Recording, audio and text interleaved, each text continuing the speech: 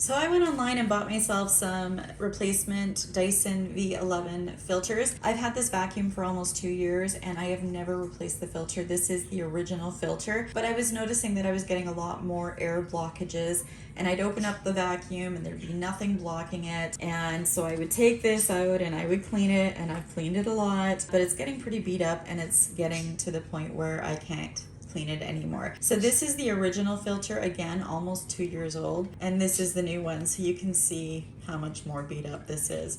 And even the filter itself, this part in here you can see is gray, whereas this is white. This is the 2-pack that I bought, or this is one of the 2-pack. Gonna just show you here, filter not sealed, and I'm just gonna put it in. Now I have noticed it is a little bit harder to put in. I've got to find the spot. There we go. And you really have to push to get it in, but no error message. They do work, and when I turn it